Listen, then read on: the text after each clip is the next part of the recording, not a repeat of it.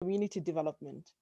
He has extensive experience working on policy and governance issues across Africa and is currently the coordinator of the African Climate Policy Center of the United Nations Economic Commission for Africa. Welcome, James. We also have Sakhile Koketso, who's a principal consultant with Whitebird Enviro Consult. Sakhile is an environmental leader with comprehensive experience working with developing countries in Africa and Asia Pacific. She specializes in nature-based climate solutions and has previous policy experience in the area of ecosystem restoration, biodiversity management, renewable energy, and energy efficiency. Sakhile, welcome. And I hope when you do get to speak, you can unpack for us a little bit more what nature-based solutions and all those wonderful terms mean. With us again is Michael Charles, who is the head of the country office for Southern Africa at the International Federation of the Red Cross. And Michael Charles is a seasoned diplomat and international development professional with over 18 years experience providing technical, managerial, and operational support to field and country offices for the Red Cross, as well as the public and private sector. Before I bring James on board, just a few things that I feel we need to reflect on is that prior to COVID-19 pandemic and COVID-19 taking over our entire lives, the one issue that was dominating the policy airwaves was the climate crisis and the need, as well as the push for taking climate action. In fact, 2019 was said to be the hottest year, if I recall, in over 50 years or even more. I can't quite remember what the details there were. But for our region, the crisis wasn't as far off as most people would imagine. We were living with a crisis. We had just come out of Cyclone Idai, Cyclone Kenneth, and shortly before then were cycles of droughts that we were dealing with. And this year, while we were dealing with the pandemic, we were also dealing with the problem of locusts that were taking over Eastern and Southern Africa. The one interesting thing that has been said was the warnings, the warning that we were headed for a crisis, and that if we did not deal with the COVID pandemic, we did not deal with the collapse of systems, had been with us for a long time. And there's even opinions and views that if we had heeded that call, the COVID pandemic, the damage and the scope of the damage of the COVID pandemic would not have been as detrimental as we have seen. And Oxfam, in their recent report, Confronting Carbon Inequality, actually began to point out to us the injustices that surround the climate crisis.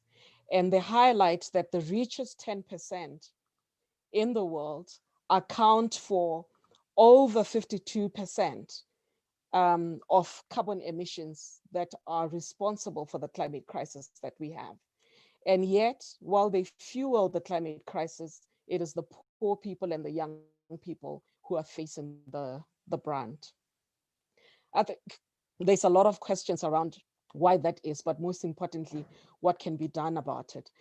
James, I just would like to start with you because the correlation between climate change and socioeconomic impacts is not really well understood.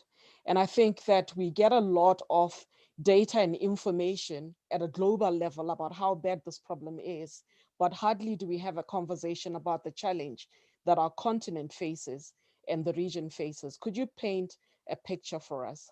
How bad is it? James? Yes, thank you, Masego. Greetings, colleagues, good afternoon, good morning, depending on where you are. Look, I think you are absolutely correct that the climate crisis presents itself in Africa as a developmental challenge. But to understand this, you have to situate the experience of Africa in the global context. And like you mentioned, firstly, we have to establish that there is a very significant linear relationship between GDP and emissions. This is to say that the countries that have got the highest GDP also historically have contributed more to the carbon concentrations in the atmosphere. So in fact, the development of global economies over the last 200 or so years has actually been driven by carbon, by the exploitation of fossil fuels for energy principally, but also for other downstream activities and benefits. So Africa, which constitutes 17% of the global population, in fact, historically has contributed less than 4% of carbon emissions and carbon concentrations in the atmosphere. But added to that, Africa also has, as you know, historically the lowest GDP level or levels. Or to give you further sort of context, there is a very high linkage between the overexploitation of resources by developed countries and underdevelopment in Africa and the rest of the developing world. So the global north consumes about 50% of total material consumption in Africa.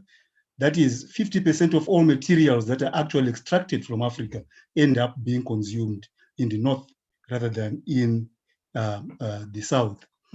And also the global north is responsible historically for 90% of emissions and therefore are all actually responsible also for exceeding the planetary boundaries that you talked about. So this is the context at a very general level. Now within Africa itself, and you could say broadly speaking, the climate crisis presents itself principally in two ways, as extremes of temperature or extremes of precipitation, right? So you have at times very high precipitation resulting in floods or low precipitation resulting in droughts and other forms of destruction related to that, or very high temperatures and low temperatures. So the effect of these extremes would be, for instance, changes in the incidence, location, and prevalence of disease. You mentioned locusts in your introduction, Masego. So this locust outbreak could actually be linked to climate change in the sense that the conditions in temperature or precipitation or moisture actually promote the propagation of that particular variety of locusts. So many types of impacts. Coastal cities in Africa are threatened by climate change and so on. But the crux of the problem is that although Africa contributes the least to global emissions, it also has the least capacity to adapt, to respond to the impacts of climate change. And this vulnerability cannot be separated from the consumption of resources by the developed world and the underconsumption of resources in Africa and the rest of the developing world. So Africa's vulnerability is in fact a function of the underdevelopment of the continent. Underdevelopment broadly defined in terms of the absence of technical, financial capacities, the absence of technologies, the absence even of knowledge and appreciation of the extent and nature of the climate challenge itself. So there are in fact multiple challenges that the continent is facing from climate change and multiple challenges relating to the extent to which the continent cannot on its own manage the climate crisis. But there's another level of challenge, which is the global governance of the climate crisis itself.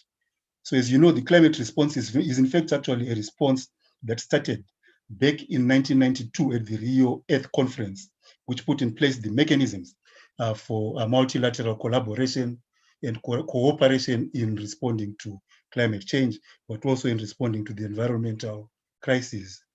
So it set up the United Nations Framework Convention on Climate Change, which put in place, I think the first working mechanism was the Kyoto Protocol in '97, which attempted to apportion responsibility for climate impacts between developed and developing countries.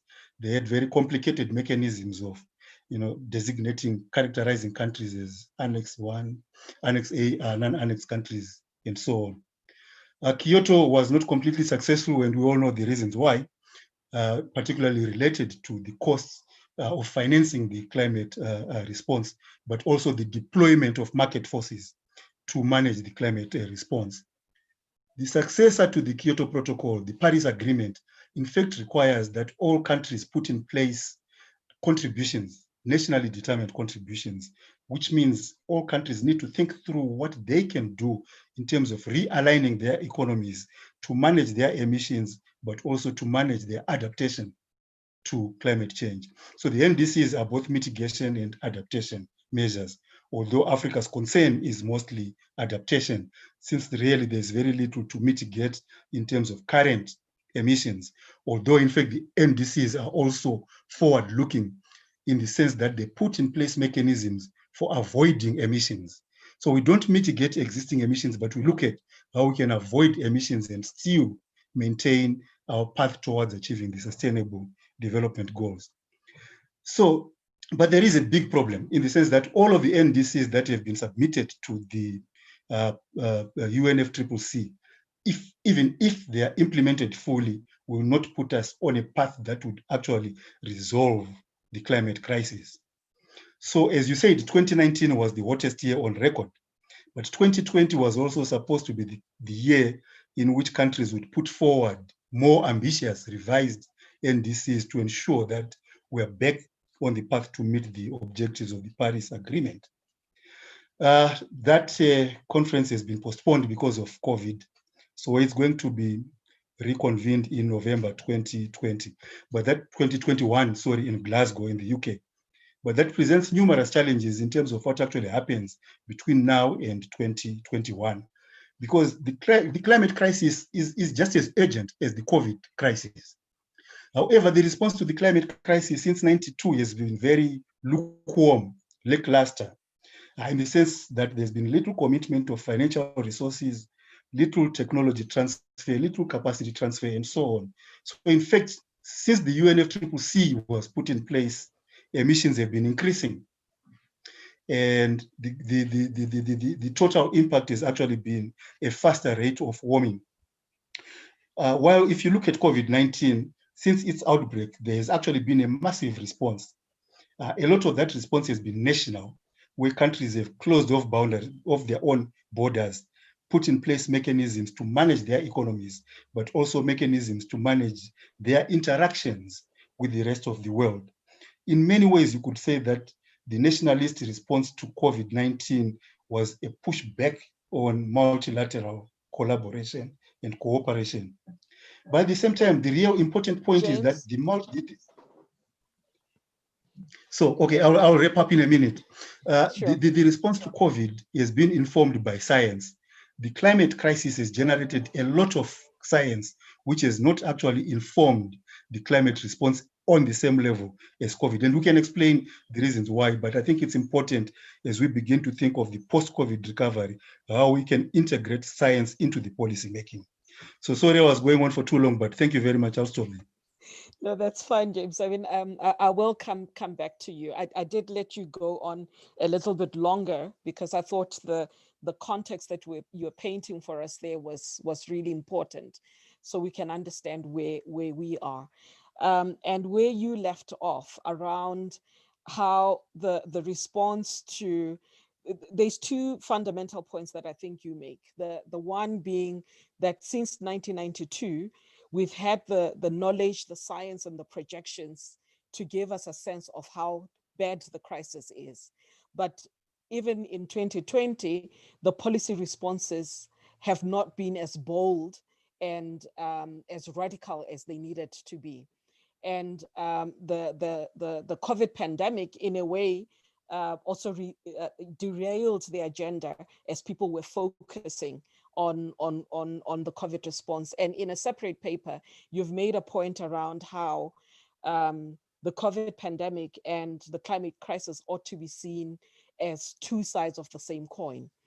And I'd like to bring Sakhile at this point, because Sakhile, you've been working as well in the international, the global climate diplomacy space, and would love for you to just touch on the trends that you are seeing in terms of the climate action responses that we're seeing, and particularly whether in your own experience you have found this to be responding to the challenges that the continent and other countries that are not responsible for the crisis are facing. Thank you, Sakhile. I think that James spoke actually he touched over it quite quickly, but I think that he spoke quite eloquently about how the situation, the global diplomacy situation is going in terms of the action towards addressing the impact, addressing climate change as a global phenomenon, but also addressing the impact of climate change. So he already highlighted how even though the UNFCCC, the United Nations Climate Convention, has been in force since 1994, it has actually moved the needle very, very slowly towards climate action. I think that you'll see in terms of Africa's role in the international climate diplomacy, it has been growing steadily over the past 10 to 15 years. Africa has become actually a very strong force in the United Nations Climate Convention negotiations, where Africa's needs have been clearly articulated, and where Africa holds in many discussions under the Climate Convention, it holds the main bargaining power. And you'll find that a lot of the negotiating groups will try to get Africa to agree to some of the issues. But Africa has been very steady in its calls for what it requires under the United Nations Climate Convention, and James mentioned some of them. But mainly Africa's ask when it comes to climate change has been that the developed countries that are historically responsible for climate change should take the first action and should take the deepest cuts when it comes to emissions, and that Africa should focus mainly on adaptation, and that Africa should be provided with finance to help deal with climate change. And so this is dealing with, in terms of, as James said, mitigation of climate change, mitigation being reducing the emissions that come from carbon intensive industries, but also avoiding emissions where possible. And then adapting to climate change, meaning mainly how we deal with the impact of climate change that you already mentioned, some of them, Masego, such as cyclones, droughts, pest invasions and such. In terms of the climate space right now, as James mentioned, the convention, the meeting of the UN convention that deals with climate change has been postponed for 2020, and it's going to be meeting next in 2021. While there are no actual decisions that are being taken in the interim, there are what they call climate dialogues, where they're trying to keep the momentum, the political momentum going. But I think that what we should look at as an African contingent, as the continent, is to look at action towards 2030.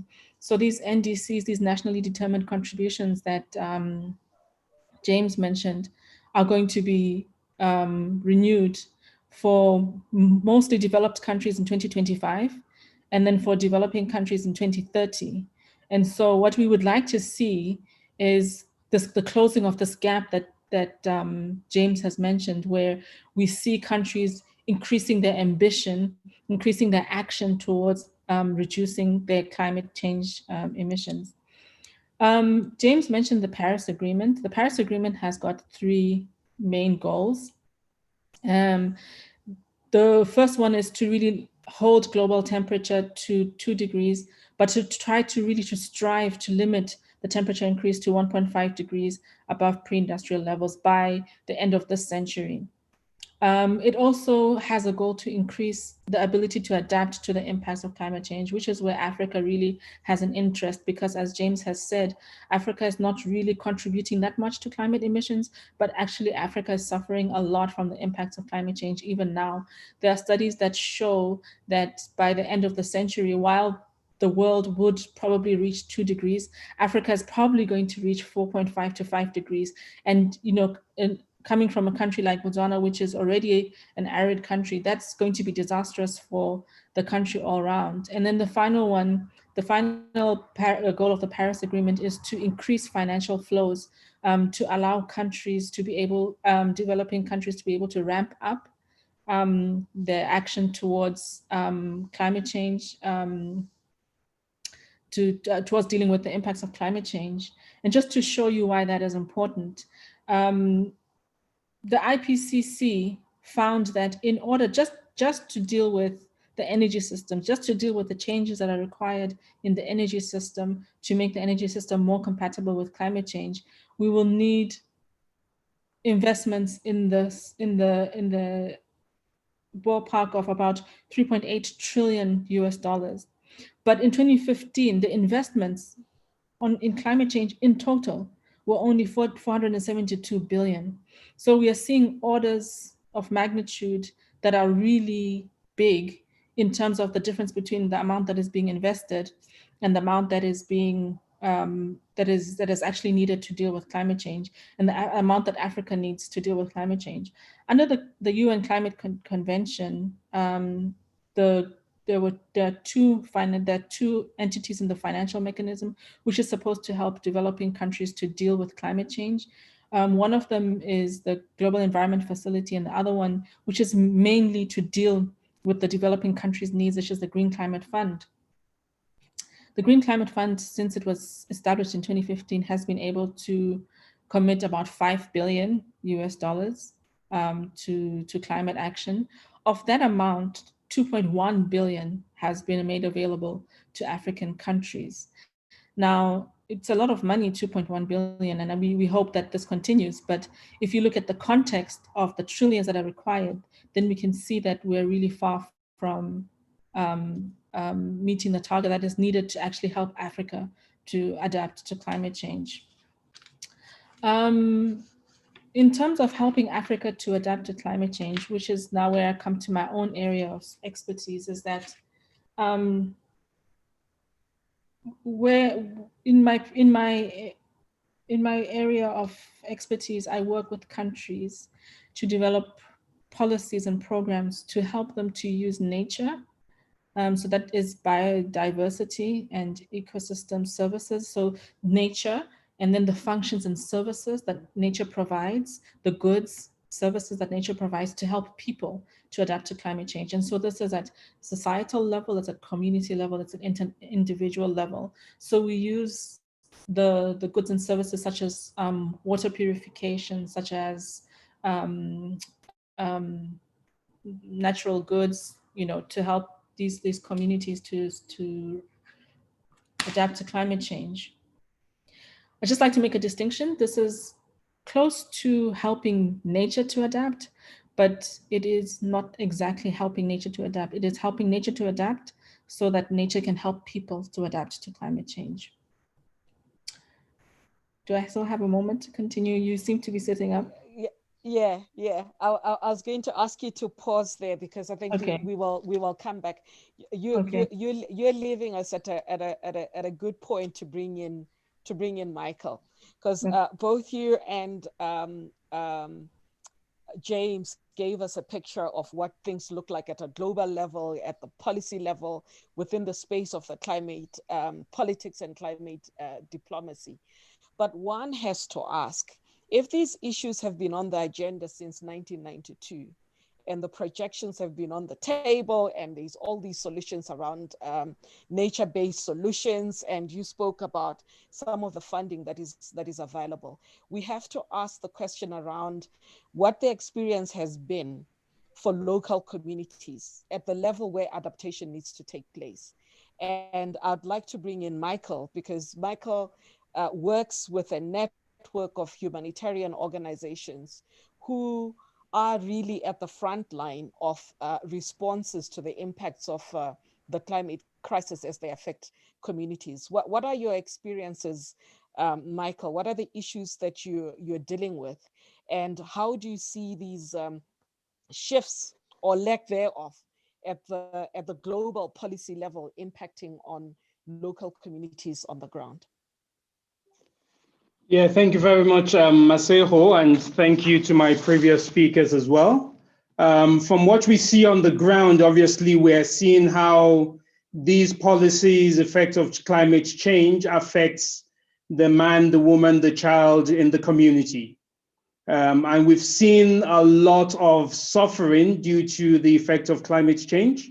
And our role really as the largest humanitarian organization in the world, with over 100,000 volunteers in Southern Africa, is to see how we translate these policies into action on the ground, in terms of them being able to prepare, being able to respond, but more importantly, being able to build the resilience of themselves as individuals, but broadly as communities and as nations. I'll give you examples of Namibia last year, where we went to the field and we saw that community members had to make a decision between feeding their livestock, giving them water, or actually using the water for themselves to bathe or to cook, because there was just no water. Those are the effects that we're seeing on the ground. Other examples could be Cyclone Idai in Mozambique, where the contrary was there, where there was too much water, and obviously that affected people's crops, people's livelihoods, and also affected many people's lives as well. In other contexts, we have both scenarios in the same country, where we have floods and we have droughts in the same country. So what we see on the ground is really something that is quite devastating. And yes, I agree with my previous speakers that a lot is being said about climate change adaptation, but the finances are not coming where it should go. So we see on the ground that there is lack of finances, but more importantly, lack of longer term commitments.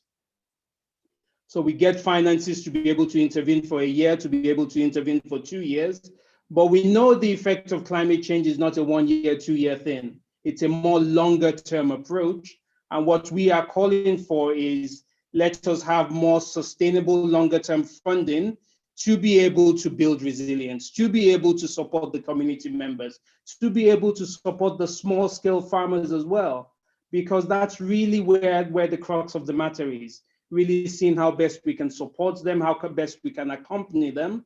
And we do have various strategies that we've used, but really it is really to build or to bridge the nexus between humanitarian, so the immediate, as well as the longer term. And that's what we are advocating for at policy level, at partnership level, at collaboration level, in terms of really making sure that we're in there for the long haul.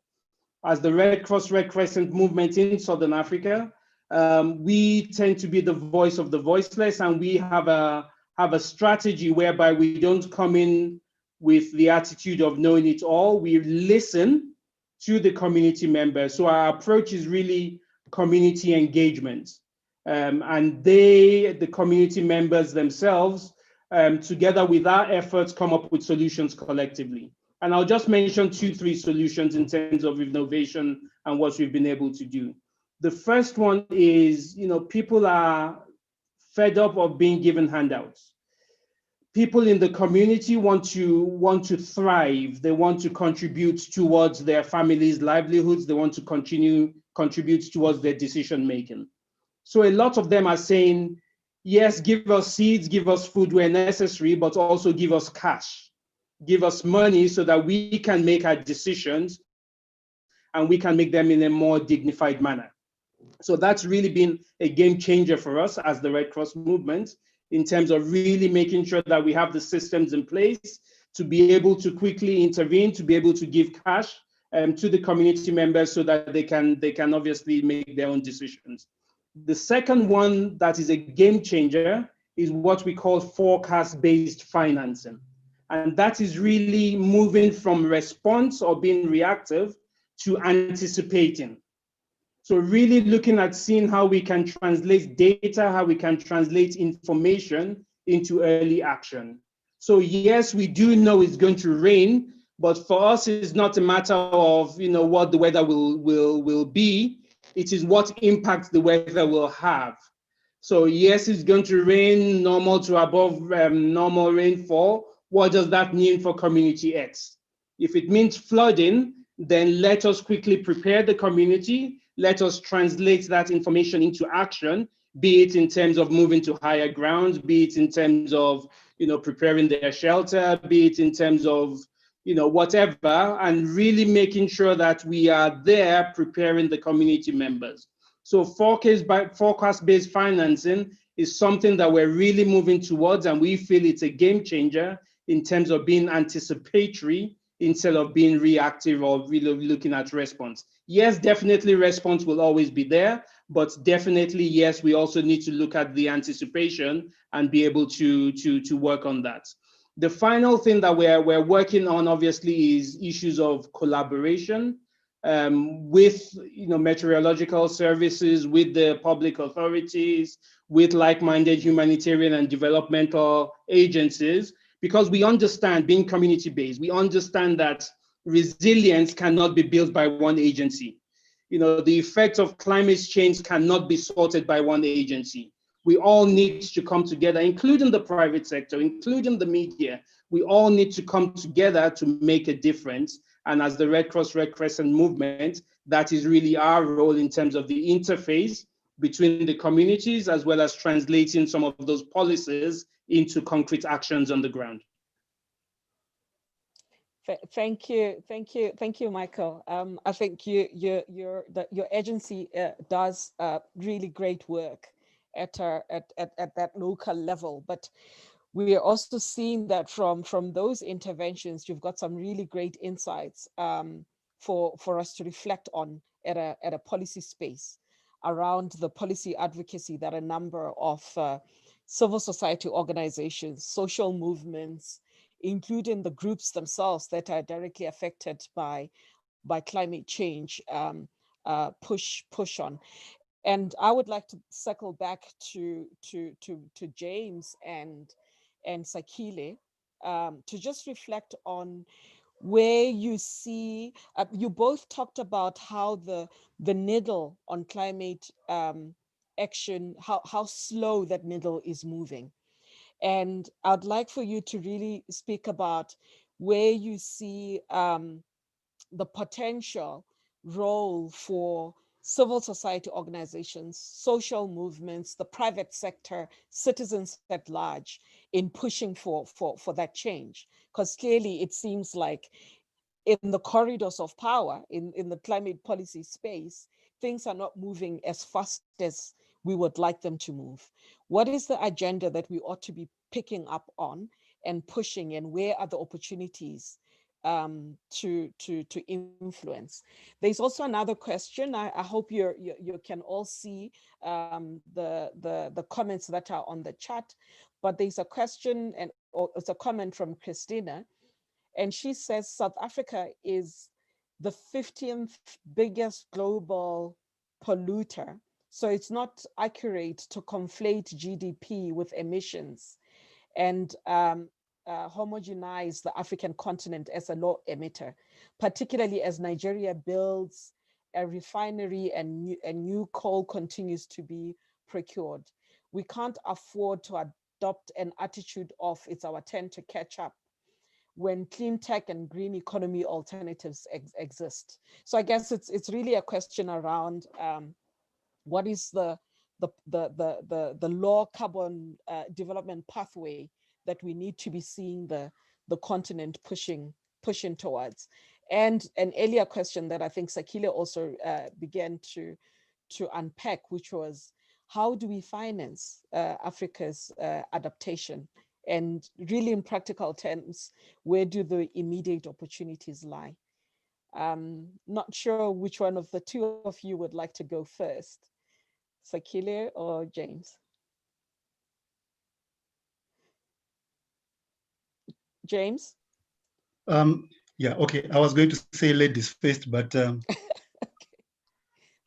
so to respond firstly to your question about the role of civil society, I think we need to understand that you need the different sets of policies in advanced economies and in developing economies. In advanced economies, the cost of climate action is actually very high, but what we would really like to see them pushing for is a shift away from the focus on growth to a focus on sustainability, degrowth. This is very significant because, in fact, it is that continuous pursuit of growth which has resulted in this immense encroachment into nature, including encroachment into the atmosphere as a global commons. And there's a lot of thought which has been put into this whole concept of degrowth. And in fact, some countries have actually attempted to put in place policies that would actually manage their carbon emissions. And you would say that this has pushed society into a situation where they are forced to make what we might refer to as Faustian choices which are really against the interests of the rest of the globe. A typical example is the Gilets jaunes movement in France last year, the Yellow Vests. You will recall that, in fact, that movement was a reaction against the imposition of carbon taxes, which they saw as being regressive.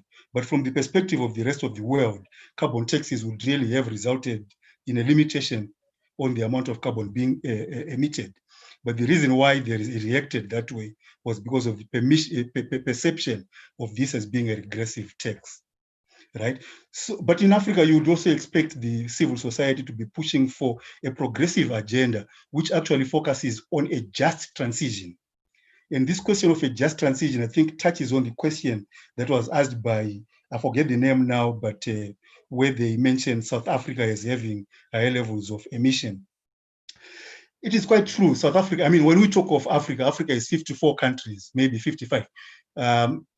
And there are various, I mean, there are variable levels of development, emissions, and so on across the continent. But the point that we are making about inequality and GDP in South Africa is actually a microcosm of the global situation. So in South Africa, you actually have high levels of GDP, but benefiting a very small portion of the population, right? Exactly the same situation is replicated globally if you look at the inequalities between countries. But the point that we are making is we cannot simply say that because now you have green technologies, you should forego your opportunities to develop economies. So for instance, how long and how much investment is it going to take for investment in clean energy before you actually deliver clean electricity, let's say, to the 600 million Africans who don't have it? And would you actually say to African governments that you need to forego your opportunity to exploit your carbon resources, your carbon reserves in order to reach that level of development? Or should you rather negotiate a portion, a percentage of the carbon budget? How much space still exists within the atmosphere to absorb additional carbon emissions without breaching the 2-degree guardrail that Sakhile talked about? If we agree on that carbon budget, then let's focus on allocating it so that those countries which have not utilized that much space can in fact utilize it in order to develop their economies and then start to decrease their emissions. This is the just transition discussion that I think we really need to be having in Africa. Thank you. Thank you, James. Sakhile.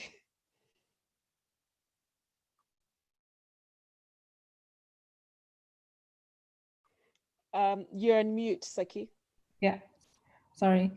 I just wanted to jump off of James's point about the carbon budget and how, you know, we need to look at how to decarbonize or degrowth, for example. I think that one of the important things that we've been speaking about for a long time in this sector is decoupling growth decoupling economic growth from carbon. And I think that there's a lot of work that's going on in the space. In fact, if you read a lot of the technical publications, you'll see that within the next 10 to 15 years, there are technologies that are actually promising us that we'll be able to move away from carbon intensive economic growth. And I think that this is important. I think it's important in Africa, and I think it's important in the developed world. My particular opinion, which is a little bit different from James's, is that the carbon budget is already almost used up. And it won't take us very long to actually exceed the safe limits that allow us to limit global temperature growth to 2 degrees. Now, this 2 degrees is the last guardrail before we actually fall off the cliff. What we should be hoping for to achieve is 1.5 degrees, which is what gives us a feeling of safety, which gives communities that rely on nature, that rely on the environment, that rely directly on agriculture, for example, to be able to avoid the worst impacts of climate change. Remember what I said earlier on, that even at 2 degrees globally, so 2 degrees is the global average. At 2 degrees globally, Africa is seeing 5 degrees. Right? And the countries that are most affected by a 5-degree impact are Namibia, Botswana, the countries in the equatorial belt, the Sahelian countries, the Saharan countries.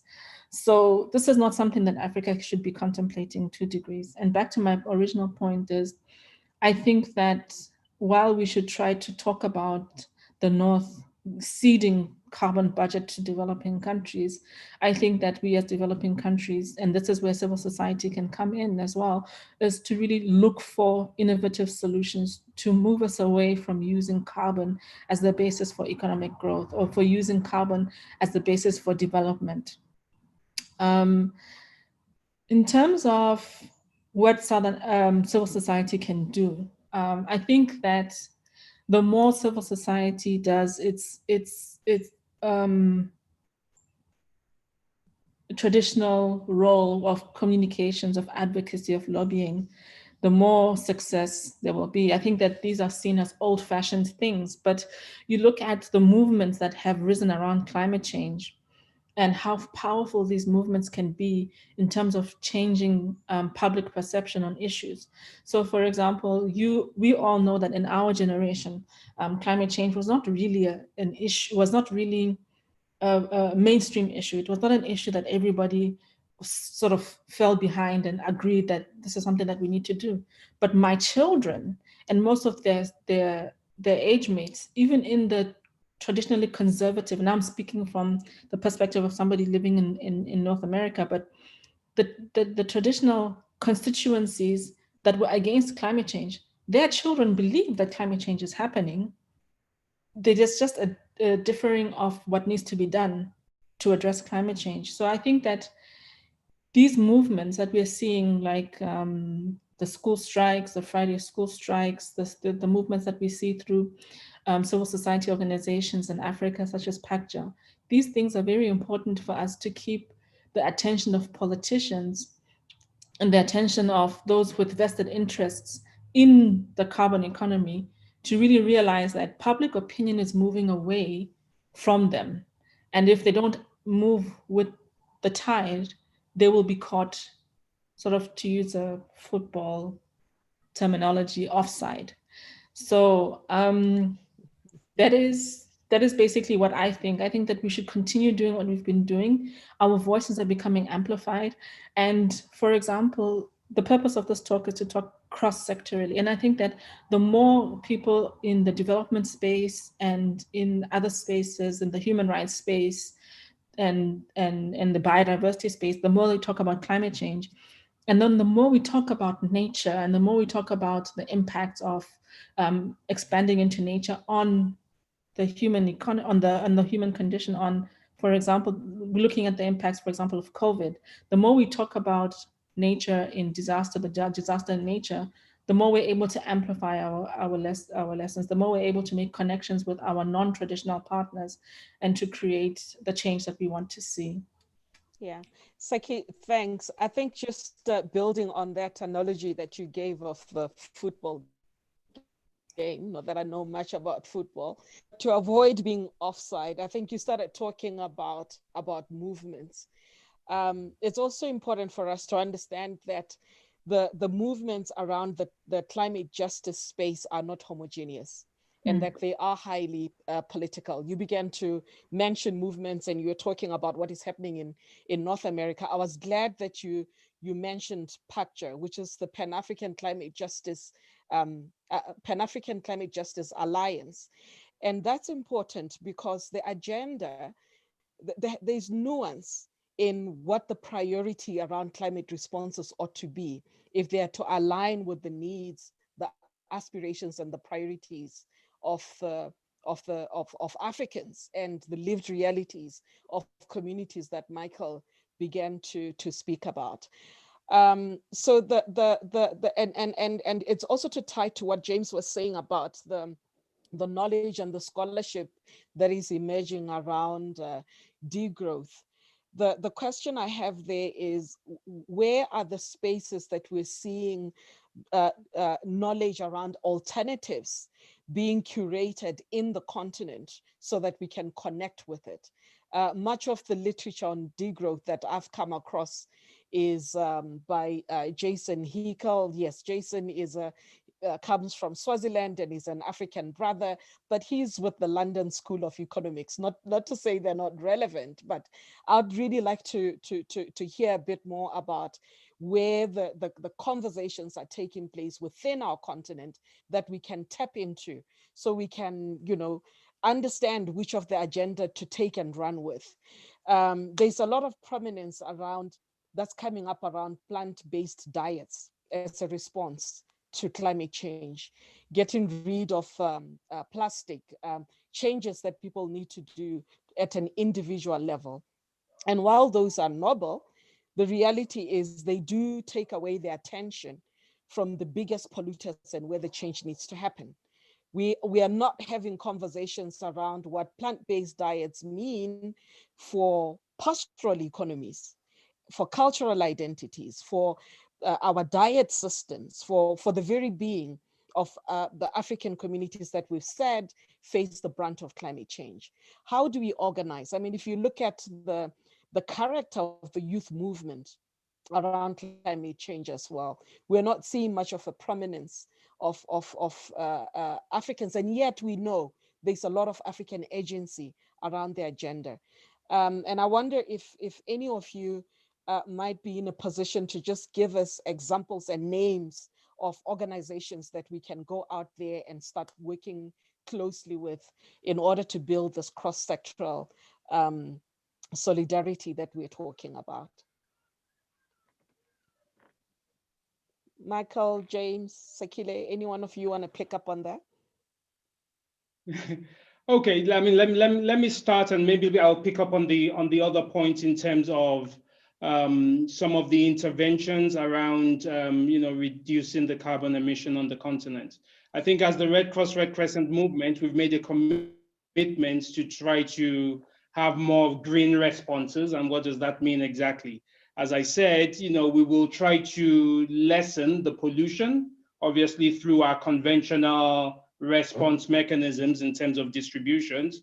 So having less plastic in place, making sure that some of the boreholes that we traditionally run with petrol, it's now gone solar. So as much as possible, trying to ensure that greenness, and also looking into issues around paper-based surveys, moving away into electronics.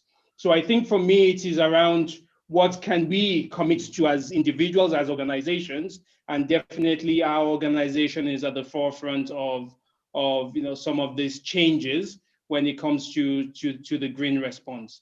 In terms of institutions, I think for us, and not to be self-serving, obviously the Red Cross movement is global, and being over 14 million volunteers globally, as I said, 1.6 million on the continent, I think there's a lot that can be done in terms of working through the Red Cross network, and not only us, obviously, there are many other civil society organizations, but definitely the Red Cross, Red Crescent movement is one organization that people can definitely approach, where we welcome new ideas as well in terms of integrating those into our ongoing programming. Thank you. Thanks, Michael. Sakhile, and then we will move on to James. You're on mute. Sorry, I keep forgetting that I'm on mute. I was saying, unfortunately, I will not be able to give you many in the African space, because this has been many years since I've worked in the African space. But I think that if we're trying to build solidarity across sectors, that it would be interesting to see the development sector and the human rights sector work together with organizations in the environment sector who are also working towards the same thing. We see that a lot of people in the development space and the human rights space are concerned with the human rights. They're concerned with the development of people. They're concerned with helping to protect people from the impacts of climate change, including socio-economic livelihoods and things like that. But you'll see also in the environment space that you're looking at organizations that are also looking at the same thing. How do we help communities to be resilient to climate change? And so there are definitely conversations that could be held between these communities. And I'm thinking, for example, the platform on ecosystem-based, sorry, I'll come back to you. I know that the acronym is PEDR, and it's a network that works towards building relationships with like-minded organizations that work in the space of using nature to adapt to the impacts of climate change and disasters. So this is an important one. And I'll stop there. Thank you, Saki. James? Yes, Masego, you raise a very important question regarding the contribution of African ideas to our understanding of the climate change, and therefore to the articulation, construction of solutions to the challenge. And I think you're absolutely correct to say that there is in fact very little African footprint on the thinking, the engagement with climate change.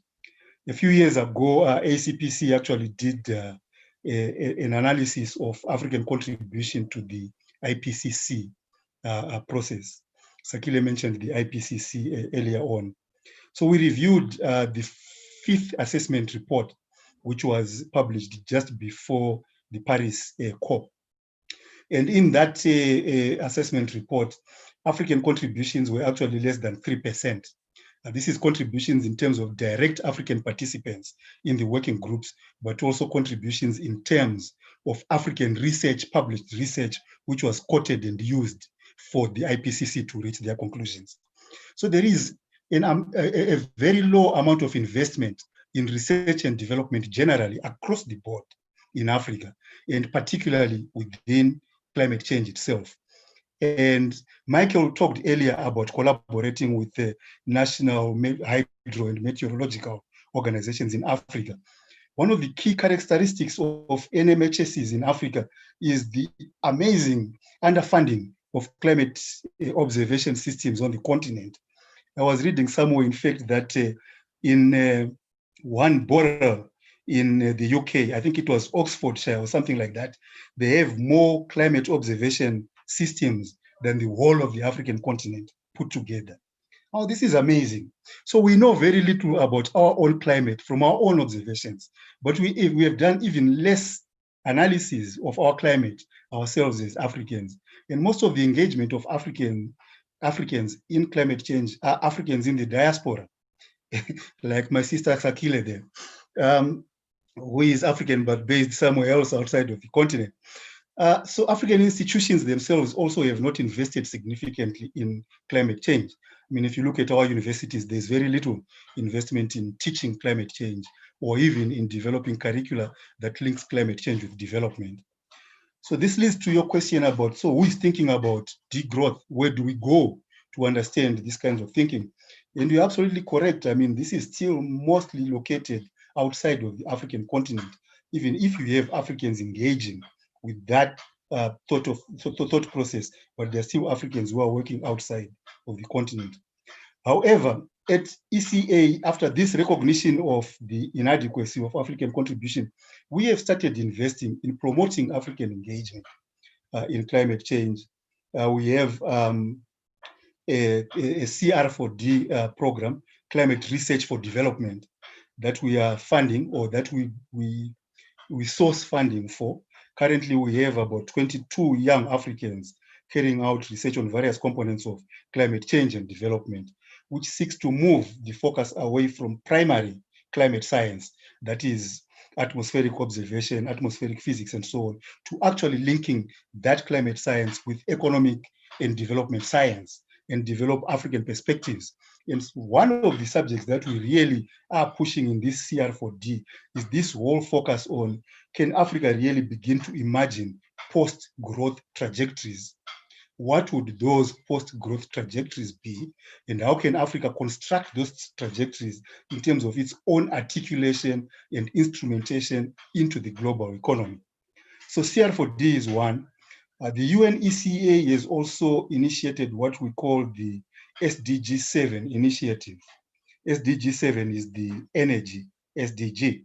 And that initiative is actually looking at whether, in fact, Africa can develop innovative pathways in terms of ideas, financing, governance, which would actually enable the continent to achieve its energy requirements, close the energy gap without actually leading to increased emissions, while at the same time maintaining our SDG objectives.